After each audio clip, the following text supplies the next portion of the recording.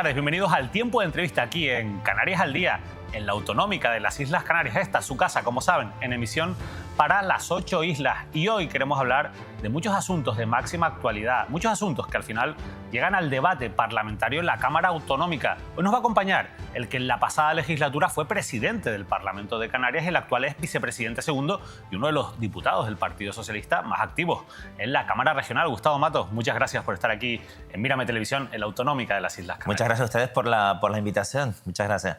La verdad, Gustavo, que cuesta un poco digerir desde fuera cómo se tiene que llevar eso de ser la máxima autoridad en el Parlamento de Canarias, el presidente del Parlamento de Canarias y en la legislatura siguiente, por cosas de la política, acabar siendo el vicepresidente segundo, volver a tener actividad de diputado en el Parlamento. ¿Usted cómo lo está digiriendo?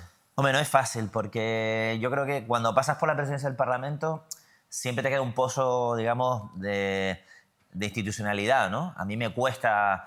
antes de ser presidente era un diputado muy activo, en fin, que siempre me ha gustado el debate, pero es verdad que cuesta un poco entrar en la arena, digamos, de la dialéctica, porque, hombre, durante 4 años te has, digamos, interiorizado esa institucionalidad e incluso valoras la posibilidad de que las intervenciones sean más amables, del acuerdo, de tender la mano, ¿no? Y bueno, no es fácil, pero bueno, yo he dejado pasar algo de tiempo para, digamos, separar en el tiempo la presidencia de mi vuelta un poco a la actividad parlamentaria y bueno, pues te adaptas, ¿no? Pero sí, eso yo creo que quien ha pasado por la presidencia, de alguna manera eso lo mantienes, yo creo que para siempre, ¿no? Quizás porque llegó a la presidencia bastante joven, políticamente hablando, ¿no? Sí, bueno, la verdad es que suele ser un puesto habitualmente más para personas que ya están un poco en el final de su etapa política, ¿no? Yo he sido el presidente más joven del Parlamento de Canarias. Es verdad que, por ejemplo, mi predecesora, Carolina Darias, pues luego ha tenido una continuidad, ¿no? De ahí pasó a ser consejera, luego ministra, nada menos, y ahora es alcaldesa de Las Palmas de Gran Canaria. Gabriel Matos pues lleva una larga temporada de eurodiputado. Pero bueno, sí es verdad que se suele asociar ese cargo más a alguien, como digo, ya en la etapa final, ¿no? de su vida política. Bueno, hay que adaptarse. Yo, desde luego, me sirvió para aprender mucho, para ver las cosas quizás de otra manera, para ganarme el cariño, creo, incluso de los que, en fin, de las otras fuerzas políticas, el respeto.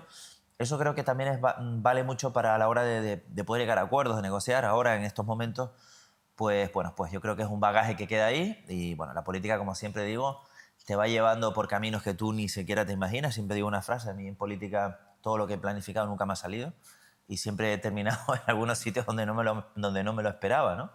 Y bueno, y la política, siempre lo digo, cuando llegan las elecciones ponemos el contador a cero. Esto no es una profesión y por lo tanto, bueno, siempre tengo la mente o me preparo mentalmente para incorporarme a mi trabajo cuando acabe la legislatura.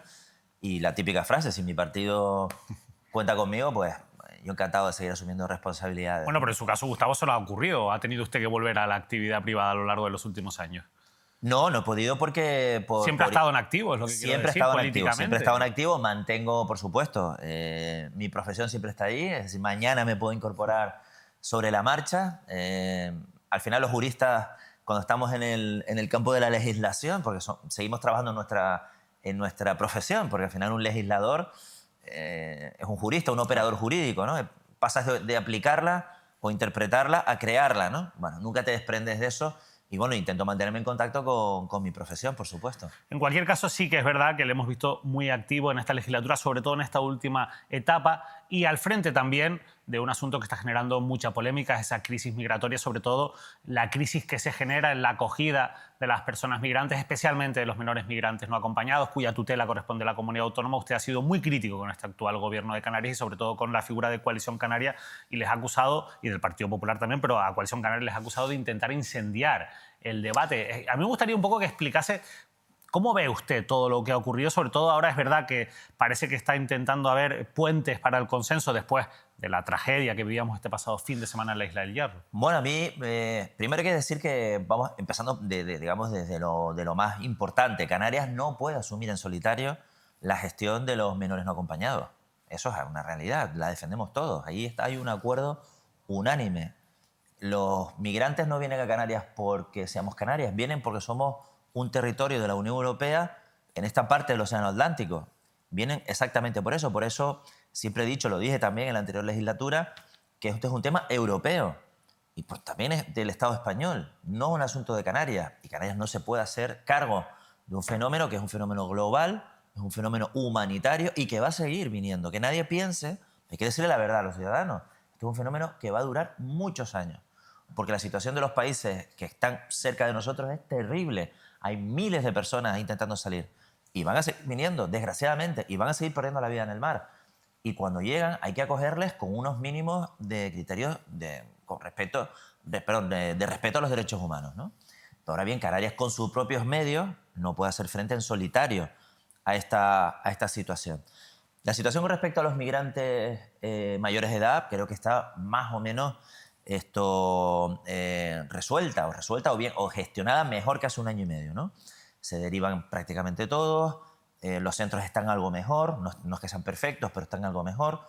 Los medios son casi suficientes, no puedes evitar una tragedia como la del otro día. El problema está centrado en los menores migrantes. Pero claro, el discurso se ha extendido a que en Canarias hay un problema con la migración, como si estuviéramos en una situación que no es la real. En Canarias lo que hay un problema ahora es con los menores migrantes.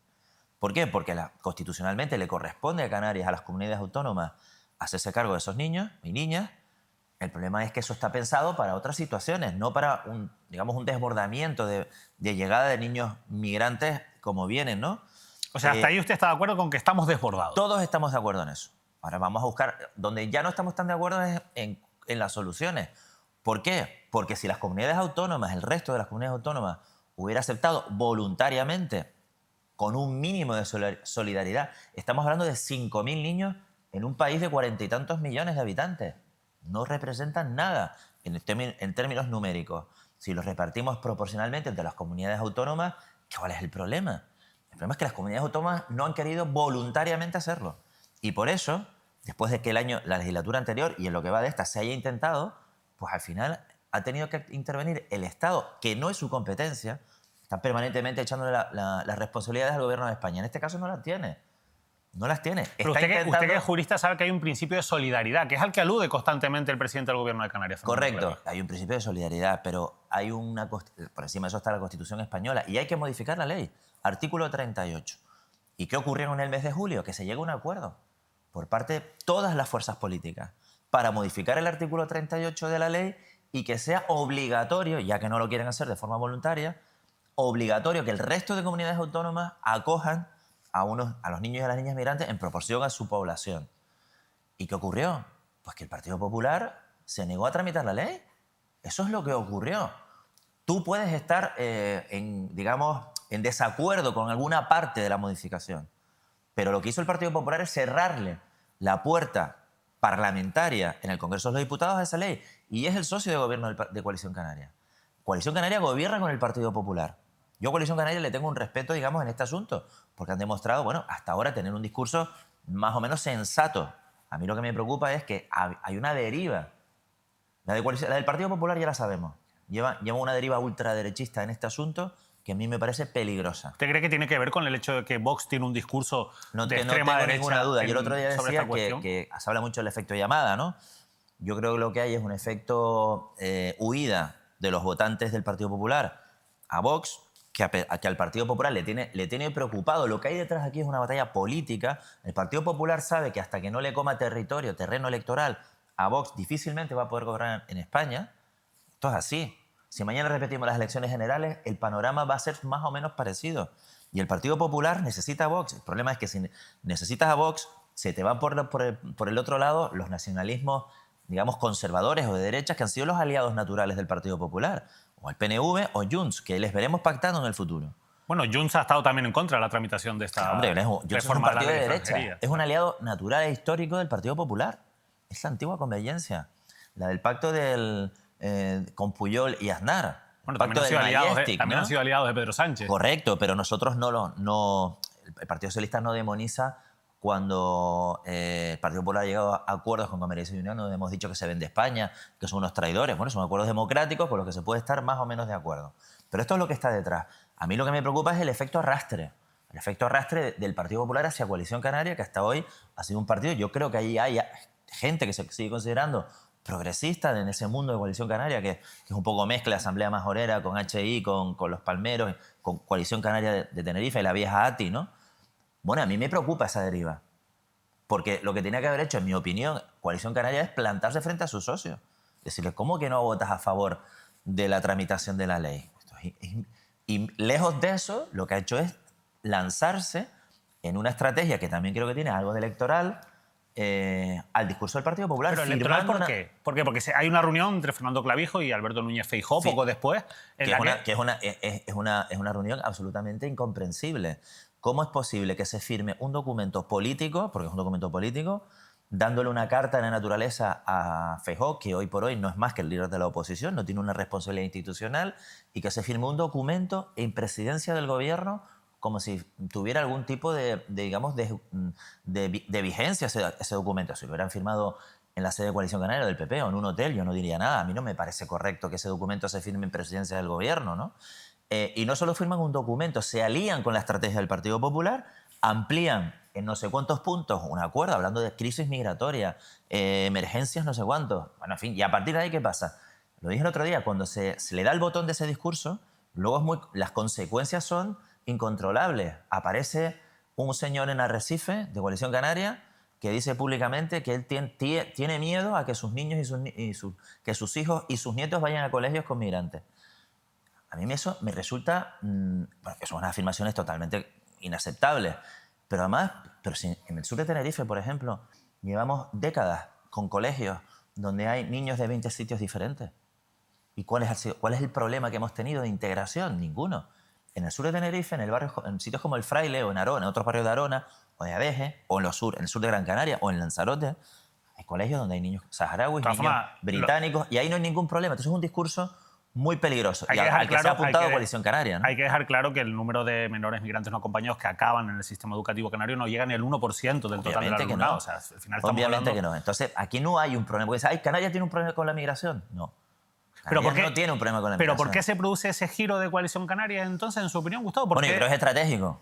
¿Pero buscando qué? Bueno, yo creo, mi opinión personal, esto es una opinión muy personal, yo creo que se equivoca Coalición Canaria en el sentido de pensar que la legislatura nacional está agotada, que Pedro Sánchez va a convocar elecciones en poco tiempo y que va a haber un cambio de gobierno a la derecha. Porque no va a ser capaz de sacar los presupuestos, quizás. Sobre todo porque no va a pasar. Ni Pedro Sánchez va a convocar elecciones, habrá presupuesto y la legislatura será larga. Yo no digo a lo mejor que la agoten, pero de luego no va a haber elecciones ni en octubre de este año ni a lo largo del próximo año. Entonces, jugar a esa... En todo eso, meter los menores, a mí me parece que no procede, ¿no? Sobre todo porque al final estamos hablando de temas de derechos humanos, de trato digno para estos menores migrantes no acompañados, pero es que en medio de todo esto, que al final puede ser política, aparece un protocolo que saca adelante el gobierno de Canarias y que ha tenido que suspender la justicia porque así lo ha pedido la Fiscalía. Esto es algo más allá de las declaraciones políticas. Bueno, hay en mi opinión, una especie de huida hacia adelante. Yo, de todas formas, creo que esto se va a resolver antes del día 12 de octubre. Te pongo aquí las fechas, a ver si no me equivoco. Bueno, yo lo voy a apuntar, pero ¿cómo se resuelve esto entonces? Porque bueno, yo creo que hoy, antes, durante y ahora han habido conversaciones discretas a tres bandas. Porque una cosa es lo que se trata de negociar, las negociaciones siempre tienen que ser discretas, y otra cosa es la escenografía. Antes de que reciba Pedro Sánchez a Clavijo en la Moncloa, estoy convencido que habrá un acuerdo. Eso es el 11 de octubre, si no me equivoco, para hablar de esa negociación. Por eso te he dado esa fecha. Creo que ahí, ese día, llegarán a ese día con un acuerdo. Espero que sea así. Pero sobre todo por el bien de los niños y niñas. Son niños y niñas, 5.000. Y no son tantos para repartir, como dije antes, en un país de 40 y tantos millones de habitantes. En cualquier caso, sí que es verdad que al final lo que se está intentando es obligar a que otras comunidades se puedan derivar a esos menores y puedan hacerse cargo de su tutela y que no sea solo Canarias quien cargue con eso, pero también es verdad... Estamos todos de acuerdo. En eso estamos todos de acuerdo, de que ya estamos hablando de que al final estamos hablando de más de 5.000 niños que están en esa situación en Canarias, pero sí que es verdad que hay una necesidad de infraestructuras, de tener para ese momento, porque al final van a llegar aquí y van a haber que acogerlos aquí, necesitamos el apoyo del Estado. ¿El Estado está cumpliendo con Canarias cara a financiar lo que cuesta también esa acogida para Canarias? El Estado cumple, hablamos para separar lo que es el fenómeno migratorio de los mayores de los menores. Con los mayores el Estado está cumpliendo, asume todos los costes tanto de la acogida como de la manutención, como de los traslados y luego de las repatriaciones. el nivel de repatriación es altísimo, ¿no? Bueno, luego hay que analizar caso por caso, cada uno tiene sus propios derechos. Los abogados que los asisten pues, intentan defenderlas y que se terminen quedando en España. Hay muchas solicitudes de asilo. El juez las tiene que ir viendo una por una. Bueno, finalmente hay un altísimo nivel de repatriación. Hay países más complicados como Mali, ¿no? Que están viviendo una situación terrorífica. Bueno, esto con los menores no acompañados, el Estado yo creo que el Estado está cumpliendo. Sí. ¿Puede cumplir más? Sí. ¿Canarias tiene que hacer frente a esos menores con sus propios recursos exclusivamente? No. En todo eso estamos de acuerdo. Ha habido 50 millones de euros hace poco anunciados por el Gobierno de España. Esa cantidad se va a ampliar y creo que sí que es justo que el Gobierno de España, digamos, colabore con el Gobierno de Canarias para hacer frente a Es que se lo digo porque a ese fenómeno. En eso estamos todos de acuerdo. En 2022, ¿no? Cuando Ángel Víctor Torres, ustedes tenían la presidencia del Gobierno de Canarias, hubo una conferencia sectorial de infancia y adolescencia. Esto lo nombra mucho Fernando Clavijo y Coalición Canaria para hablar de la situación actual, en la que se presenta un informe jurídico que ponía en tela de juicio que toda la responsabilidad la tenga que asumir la comunidad autónoma y que tiene que haber, en base a ese principio de solidaridad, una ayuda por parte del Estado. Y claro, alguien puede pensar, bueno, es que el PSOE ahora que está en la oposición tiene un discurso distinto porque gobierna en el Estado a cuando gobernaba en la comunidad autónoma. No solo no, sigue siendo el mismo discurso. ¿Hay que poner más fondos?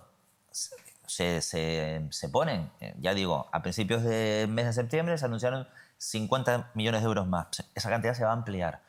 El Estado pasándole financiación a la comunidad autónoma para que gestione eso a través de las ONGs, que son las que están al fin y al cabo a primera línea. Con eso el Gobierno de España cumple con digamos, ese principio de solidaridad en una competencia que no le es propia. Porque hay que repetir que los menores no acompañados no son competencia del Estado español, lo cual no significa que se tenga que mirar para otro lado, evidentemente. Y yo creo que la única fórmula, y eso ahí el ministro Torres se está dejando la piel para llegar a un acuerdo, para cambiar la ley, porque volvamos al principio. El problema que tenemos es que el resto de comunidades autónomas, cuando hemos ido a tocar la puerta y le decimos, tenemos 5.000 niños, acoge 500, acoge 400, acoge 700, han dicho que no. Han dicho que no lo quieren hacer. Y ahí no hay solo una cuestión de fondos económicos. Ahí hay un tema racista. Y lo digo con claridad. No quieren a los niños porque son de color o son negros. Sí, dicho de otra manera. Si fueran niños de otra digamos, nacionalidad, de otras culturas, no habría problema. No ha habido problema con los niños ucranianos. No ha habido. Hemos acogido un montón de niños y niñas ucranianos y a ciudadanos ucranianos un montón. No ha habido polémica. Hay un componente racista, porque en algunas comunidades autónomas el Partido Popular gobierna con Vox. Gobernaba, lo sigue necesitando para los apoyos parlamentarios. Y hay un discurso ultra, y que es un discurso absolutamente xenófobo. Y tenemos que decirlo, no podemos disfrazar la cuestión de que solo es un tema de fondos. No, es un tema de fondos económicos y hay un tema de racismo con respecto a estos niños. Y hay que combatirlo. Esto hay que decirlo, porque van a seguir viniendo.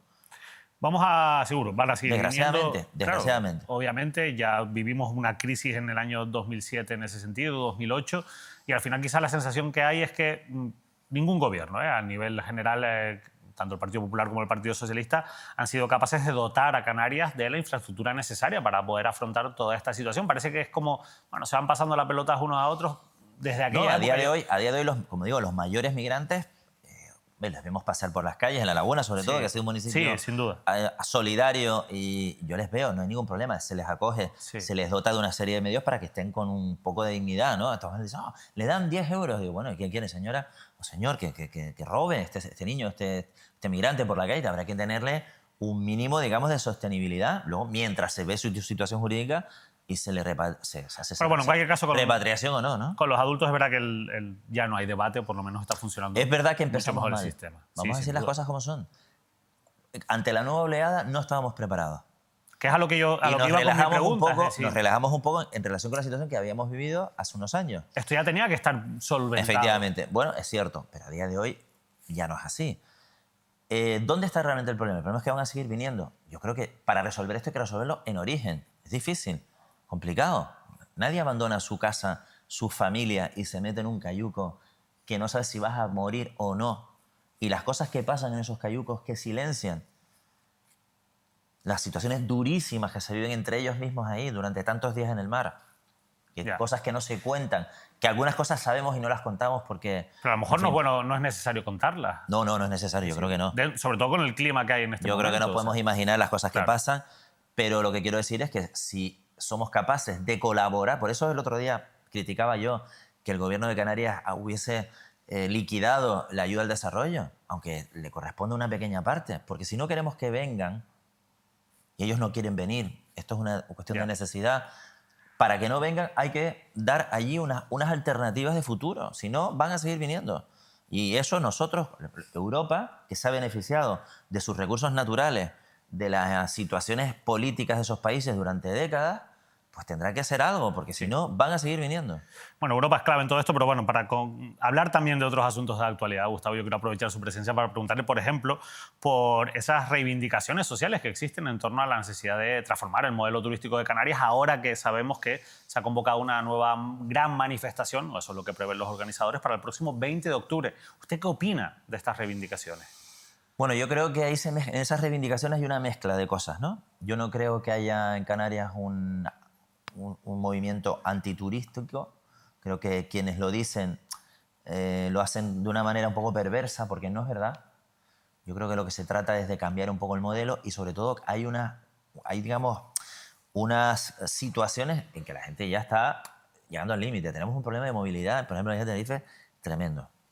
No puede ser que una persona que del norte de la isla a la capital todos los días deje hora y media subida en el coche. Esto lleva décadas sin resolverse. Hay un problema gravísimo con la vivienda. Gravísimo. Digamos, para mí es el reto más importante de esta generación, es conseguir resolver el tema de la vivienda. Hoy no hay expectativas vitales para los adolescentes, para la gente que inicia su vida. Se está creando una brecha social brutal entre mi generación, por ejemplo, que tuvimos un acceso todavía más o menos, no digo fácil, pero bueno, buscabas un piso, te daban una hipoteca, con un trabajo podías ir y tu pareja podías más o menos... Hoy eso es imposible. Ni teniendo trabajo, ni hay vivienda, ni son capaces de acceder a créditos. Todo eso se mezcla. Y entonces, claro, la gente quiere soluciones.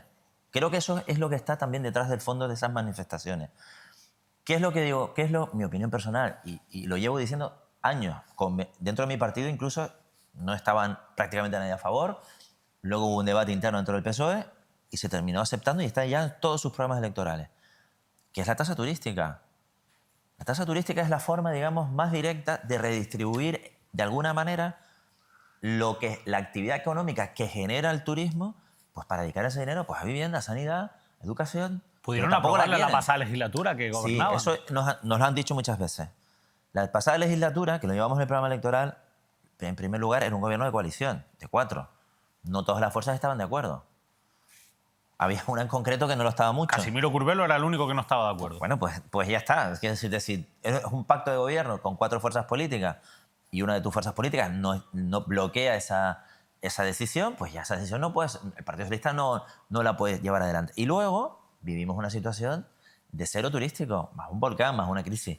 Y el Partido Socialista lo volvió a llevar en el programa electoral del 2000, de las últimas elecciones, diciendo que en cuanto se alcanzase, digamos, las cifras previas al COVID, había que llevar a cabo poner en marcha la tasa turística. En esas cifras ya estamos. Yo no soy sospechoso, lo llevo... Estábamos desde diciembre diciembre del 23. Del 22. Del 22, correcto. Del 22. Diciembre del 22 ya había, ya se había digamos... alcanzado. Es verdad que no sé si había margen o no para poder negociar. Bueno, ya acababa la legislatura, le quedaban periodos, ahí ya no había periodo de sesiones. Sí, el periodo de sesiones comienza otra vez en enero, y prácticamente ya se disolvió el Parlamento y a votar, ¿no? Pero bueno, más allá de eso, del que el PSOE haya podido ponerla en marcha y no, y que la gente te lo pueda criticar, yo doy mis razones. Igual no bueno, usted siempre la defendió. Yo siempre la defendí, pero vamos a situarnos al día de hoy. Al día de hoy, yo todavía no he conseguido que nadie me convenza de la negatividad de la tasa turística. No, todavía no lo he entendido. O sea, a mí me dicen en mi ignorancia seguramente, de que un turista deja de venir a Canarias porque no es capaz de pagar €1 al día. Entonces, ¿de qué modelo turístico estamos hablando?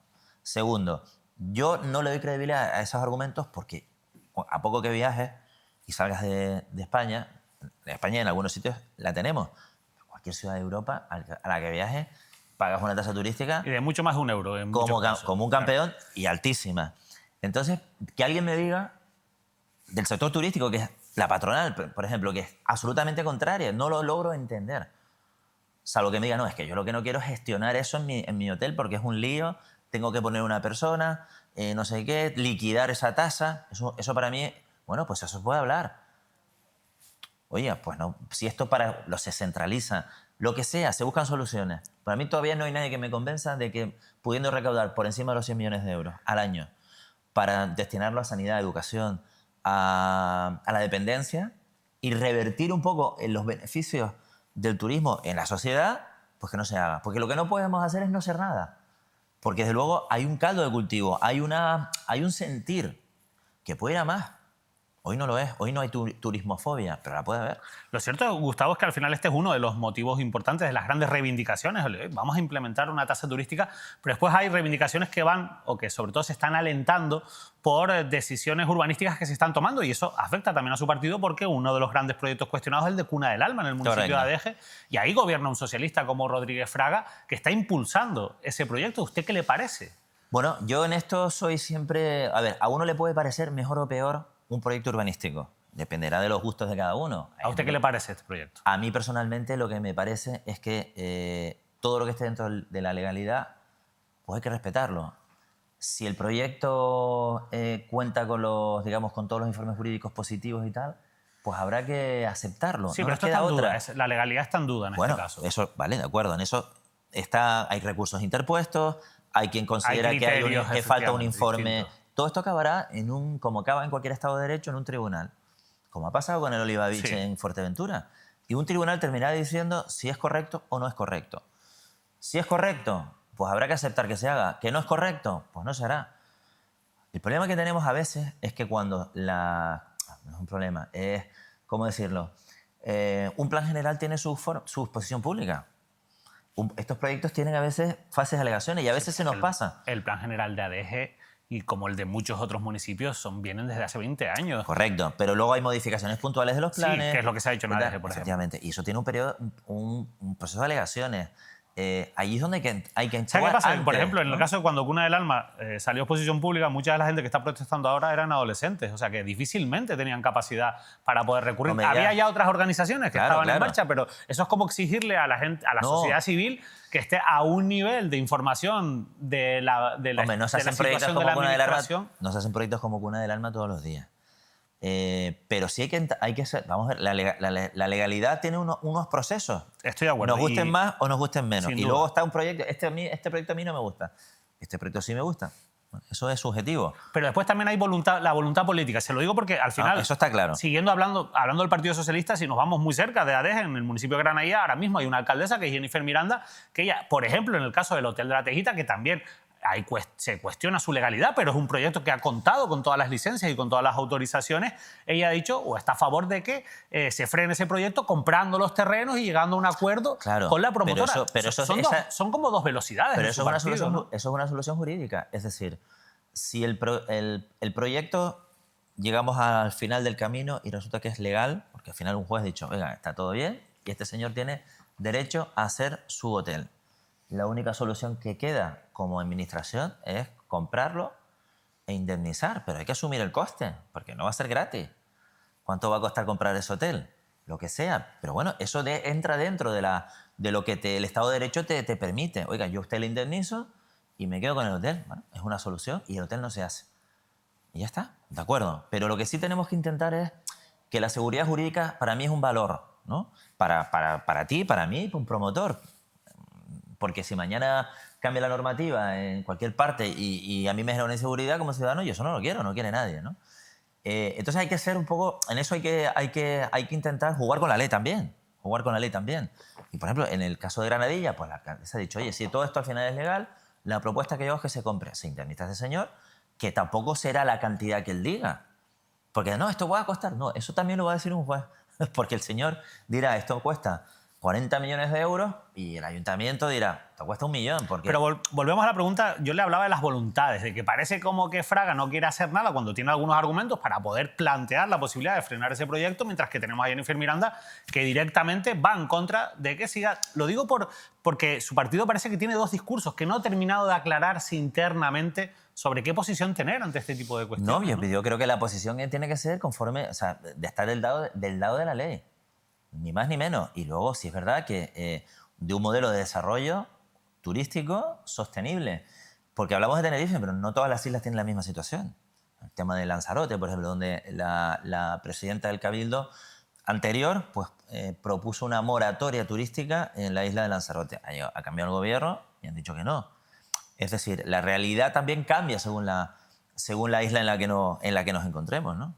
En cualquier caso, fíjese, hablando de debates muy interesantes, y yo creo hay uno que a mí me parece extraordinario en ese sentido, es el de las prospecciones de tierras raras en Canarias y en concreto en la isla de Fuerteventura. Lo digo porque usted incluso defendió en su momento una PNL en el Parlamento de Canarias en el que hablaba de la oportunidad que se puede generar con este tipo de investigaciones, y eso es un hecho innegable teniendo en cuenta pues, el alto valor de estos elementos químicos que además se utilizan para la tecnología de las energías limpias principalmente y de cuestiones que van muy vinculadas con la transición energética. Sin embargo, su partido, en Fuerteventura, se ha posicionado en contra, lo ha hecho también en el Parlamento de Canarias, de bueno, hay dos prospectar en el Parlamento de Canarias hay dos PNLs, una presentada por mí y, digamos, acordada con todos los grupos parlamentarios, aprobada por unanimidad, y otra, también por unanimidad, para que no se investiguen o que no se extraigan las posibilidades de yacimientos de tierra rara en la isla de Fuerteventura. No es una contradicción. Bueno, vamos a ver, es una contradicción y no lo es. Voy a intentar explicarlo. Vale. Vamos a ver. Yo lo que creo es que hay que investigar y hay que dotar a las universidades públicas en Canarias, que además tienen un programa desde hace algunos años con unos científicos de altísimo nivel, a nivel internacional, para saber qué es lo que hay. Saber por lo menos qué tenemos. Una vez que se sepa qué hay, viene la segunda parte, que es, ¿lo extraemos o no lo extraemos? Pues primero tengo que saber si hay una mina de oro, vamos a entendernos para que la gente nos entienda, ¿no? ¿Hay una mina de oro o no la hay? Bueno, vamos a ver si la hay. Pero esa investigación ya no supone un impacto sobre el territorio. Vale. Cero impacto. Si me lo sugieres, tráete al catedrático de la Universidad de La Laguna, que te va a encantar, además. Ustedes lo llevaron al Parlamento de Canarias. Sí, te va a encantar porque además es un divulgador científico maravilloso. Y no, la investigación no lleva un impacto. Otra cosa son, que se mezclan, había unas solicitudes ya de licencias por parte de empresas privadas en Fuerteventura, por eso explicarlo, ¿no? Ya para hacer unas primeras catas, conforme a la ley de minas, cuya finalidad era la extracción. Y son dos cosas diferentes. Una es esos permisos de unas empresas canarias, en las que es en lo que la gente de Fuerteventura ha dicho, no, eso no lo queremos. Legítimamente. Uno puede estar a favor o en contra. Bueno, la gente de Fuerteventura, que es la que vive ahí, dice, no queremos. Pues muy bien. Pero son dos cosas diferentes. Una cosa es la investigación y otra cosa eran los permisos que ya habían solicitado algunas empresas privadas para hacer unas catas, que bueno, las catas tampoco eran, desde el punto de vista del impacto, no son muy grandes. Pero bueno, es el principio previo a la posibilidad de extracción. Entonces ahí sí que hay otra... Porque estamos hablando de cosas diferentes. Vamos a investigar a ver qué hay y luego veremos si lo sacamos. Si el impacto medioambiental de sacarlo es una bestialidad, pues no se hace. Pero usted cree que, por tanto, que en Fuerteventura deberíamos investigar para saber lo que hay. Yo creo que investigar en todas partes. Para tomar una decisión. Claro, yo creo que tenemos que saber cuánto tenemos y luego decidir, pues no se saca, no se toca, ¿no? Yo creo que son dos cosas diferentes. Se mezclaron los debates porque coincidió en el tiempo que ya había unas empresas privadas que habían solicitado permisos, entonces ahí se mezcló el tema de la investigación de las universidades públicas canarias con estos permisos de empresas privadas. Usted lo sigue viendo como una oportunidad en cualquier caso. No tengo ninguna duda. Pero no solo es una oportunidad, sino que cuando pasamos el COVID, Europa se dio cuenta que no produce nada. Nada, es que no producíamos ni guantes, ni mascarillas. No digo ya tecnología. De hecho, ahora hay un programa a nivel europeo, se acaba de aprobar un reglamento sobre estos minerales. Y además, si alguien ha leído el informe Draghi, que creo que lo tenemos que leer todos, un poco, se podrá estar o no de acuerdo con lo que dice, pero una de las cuestiones es la industria de la tecnología en Europa. Tenemos que producir tecnología, no podemos depender todo lo que hacemos tecnológicamente de China. Tenemos que convertirnos en una potencia tecnológica, que hoy por hoy no lo somos. Europa va camino a convertirse en un museo. Entonces, bueno, pues el informe Draghi apunta a eso, ¿no? Bueno, pues primero para saber qué hay. Entonces, a mí me parece una magnífica oportunidad. Que hay un yacimiento que no sacamos, decidimos no explotarlo porque medioambientalmente es un atentado, pues no se hace, ¿no? Pero saber lo que tenemos, yo creo que es una obligación.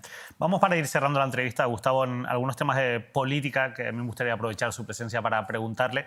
Yo creo que podemos ir un poquito más ligeros porque son cuestiones que no tan complejas como hablar de temas complicados como puede ser la migración o las reivindicaciones del 20 de octubre o, por ejemplo, la extracción o investigación de tierras raras. Política local, Ayuntamiento de La Laguna, es su municipio, usted ha estado muy vinculado y lo sigue estando, lógicamente, con La Laguna. En 2011 usted fue el candidato del Partido Socialista y recuerdo que se fue del Ayuntamiento, abandonó su acta porque no estaba dispuesto a pactar con Coalición Canaria. Ahora el Partido Socialista ha pactado con Coalición Canaria de nuevo en el Ayuntamiento de La Laguna y lo ha hecho pues rechazando la posibilidad de un posible pacto de izquierdas con Podemos, si se puede, y con el partido de Alberto Rodríguez, con Drago. ¿Usted qué opina de ese pacto con Coalición Canaria en La Laguna? Pues yo creo que el Partido Socialista en Canarias se da una singularidad, David, que es la siguiente. El Partido Socialista Español, Partido PSOE, es un partido que es capaz de dialogar con todos los nacionalismos. Que es lo que hace que a día de hoy pueda gobernar, a diferencia del Partido Popular, que tiene las puertas cerradas de todos los nacionalismos españoles. Nacionalismos de izquierdas y nacionalismos de derecha. Sin embargo, el Partido Socialista tiene buenas relaciones, vamos a decirlo así, pues con todos los nacionalismos españoles. El único nacionalismo español con el que no se entiende el Partido Socialista, o no se entiende del todo, es con Coalición Canaria. Sorprendentemente, Coalición Canaria ha decidido gobernar con el partido más conservador, que menos buena relación tiene con los nacionalistas. Es una peculiaridad que solo se da en Canarias.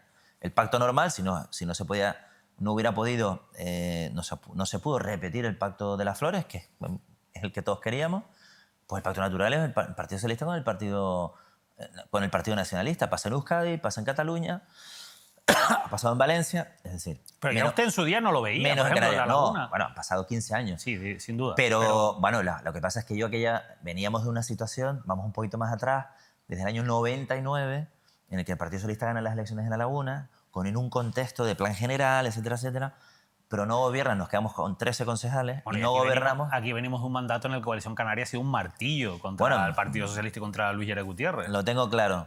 Pero lo que te quería decir es que veníamos de un contexto, en aquella época, en la que nos arrebataron la alcaldía de La Laguna, Santiago Pérez de candidato, se convierte a Norama en alcaldesa, junto al Partido Popular, y ahí se genera un tiempo de enfrentamientos duros.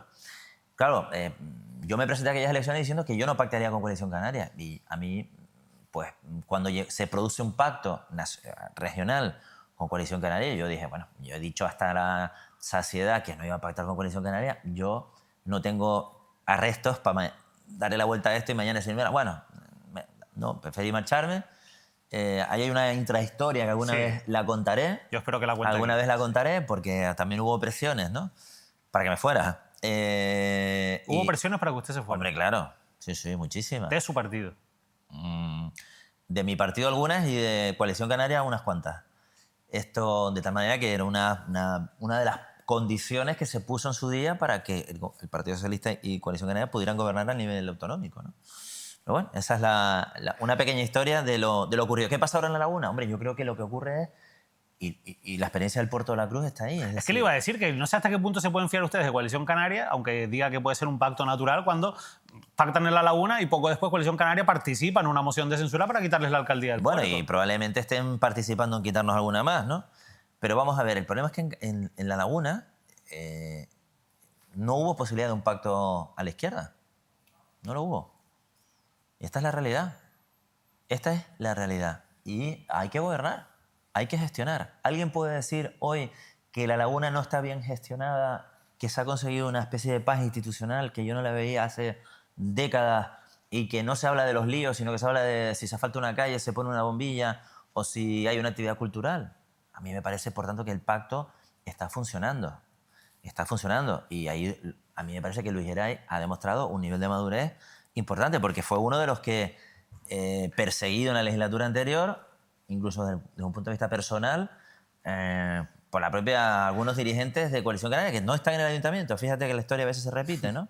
Porque Jonathan Domínguez no está en el ayuntamiento de La Laguna. La historia a veces se repite. Y creo que, bueno, ¿el pacto está funcionando? Sí. Pues yo creo que, creo que eso es lo positivo, ¿no? Oye, ya que hablamos de Luis Geray Gutiérrez, porque si no me equivoco a finales de noviembre, principios de diciembre, será el Congreso Federal del Partido Socialista. Correcto. Y a partir de ahí en cadena, pues en cascada, vienen los congresos regionales y en nuestro caso los congresos insulares. Y está sonando el nombre de Luis Geray Gutiérrez como una posible alternativa para el Partido Socialista en Tenerife, a la figura de Pedro Martín. Yo quiero preguntarle por esto, ¿cuál es su opinión? Bueno, yo soy siempre de la misma opinión. Pasa lo mismo con Ángel Víctor Torres. Pedro Martín es el actual secretario general, sí. Fue candidato al Cabildo y ganó las elecciones, casi nos olvidamos. Sí. Ganó las elecciones, no pudo ser presidente del Cabildo porque hay un pacto de Coalición Canaria con el Partido Popular. Por tanto, es alguien que ha ganado unas elecciones en la isla. Eso es un dato objetivo. Por lo tanto, yo creo que lo primero que hay que hacer es, cuando llegue el momento, Pedro Martín tendrá que anunciar, comunicar si él desea seguir o si no desea seguir. Eso creo que... Entonces hay que respetar un poco los tiempos, sobre todo de alguien que ha ganado las elecciones al Cabildo. Si Pedro Martín decidiera, vamos a hablar en hipótesis, no seguir, pues abrirá, por supuesto, un proceso de buscar a alguien que pueda liderar el partido en la isla de Tenerife. A veces cuando se da un nombre, tú sabes que en la política a veces hay un poco de mala leche. Se hace para quemarlo. Cuando se adelanta un nombre, es poco para quemarlo, ¿no? Yo creo que Luis Geray está muy concentrado en la gestión de La Laguna y siendo secretario general de La Laguna. Si me preguntas a mí, creo que sería un buen secretario general insular. Hay más personas. Hay mujeres, hay hombres, hay otros perfiles. Bueno, si me preguntas, creo que lo podría hacer. Pero no lanzando el nombre...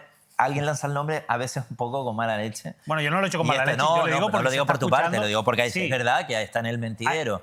Al igual que Jennifer Miranda, que la nombrábamos antes, la alcaldesa de Granada. Efectivamente. Bueno, también es verdad que ahí... Bueno, sí digo que hay una generación de dirigentes del Partido Socialista que afortunadamente nosotros tenemos fondo de banquillo, ¿no? Yo veo otros partidos políticos que le veo las caras desde hace 30 años cambiándose de institución. Uno va al Cabildo, otro va al Ayuntamiento de Santa Cruz, el otro va al Ayuntamiento de La Laguna y detrás de ahí yo personalmente no veo relevo, ¿no? El Partido Socialista tiene el relevo, en mi opinión, asegurado, ¿no? Una última cuestión, porque lo nombraba antes, ahora que estamos hablando de generaciones nuevas y de viejas generaciones. Quería preguntarle su opinión sobre un hecho político que pasó a principios de esta legislatura, y es que Santiago Pérez, ya que hablamos también del Partido Socialista, un histórico de La Laguna, insisto, lo nombraba usted antes, tenía la intención, quería continuar como senador por la comunidad autónoma, esos senadores que elige el Parlamento de Canarias, y sin embargo su partido optó porque no fuera la opción, se optó por José Antonio Balbuena. ¿Usted cree que Santiago Pérez se merecía que su partido lo hubiera dejado 4 años más en el Senado? Sin duda. Pero también creo que Balbuena también se lo merece. Quiero decir, al final son decisiones políticas. Yo creo que Santiago Pérez ha sido y es un valor político. Recordemos que se marchó del Partido Socialista. Yo lo sufrí personalmente en el 2011. Creó su propio partido y otra de las cuestiones que Luis Geray consiguió fue unificar de nuevo el Partido Socialista en La Laguna. Uno de los éxitos de Luis Geray como secretario general. Reincorporado Santiago al Partido Socialista, yo creo que es un valor que no se puede desperdiciar, ¿no? ¿Que se merecía seguir siendo senador? No tengo ninguna duda. ¿Que Balbuena también se merecía ser senador? Sin duda, creo que fue un buen consejero de transición en el gobierno de Canarias. Los dos de La Laguna, los dos amigos míos. Pero bueno, el partido lo mismo que te da, te quita, ¿no? Y bueno, pues el partido en Canarias entendía que Balbuena en este caso pues debía ocupar ese puesto y lo ocupó, ¿no? Quiero decir que no significa que uno no lo mereciera. Ojalá pudiéramos elegir 2 senadores, ¿no? Estaríamos resueltos. Bueno, en cualquier caso se eligen 3, lo que pasa es que al final esto se reparte, sí, claro, efectivamente. Se reparten políticamente entre los diferentes grupos mayoritarios. Gustavo Matos, ha sido un placer poder tener esta entrevista. Gracias por habernos acompañado, por haber hablado de asuntos que creo que son de máxima actualidad y mucha suerte en esta nueva etapa ya parlamentaria. Gracias a ustedes por invitarme. Bueno, nosotros nos despedimos. Hoy hemos hablado con Gustavo Matos y, como saben, seguiremos con todas las entrevistas de actualidad a partir de esta nueva temporada que ya hemos arrancado hace algunas semanas aquí en Canarias al Día, en la autonómica de las Islas Canarias, en Mírame Televisión. Nos despedimos, le dejamos con toda la programación habitual y volvemos, insisto, la próxima semana con nuevas entrevistas.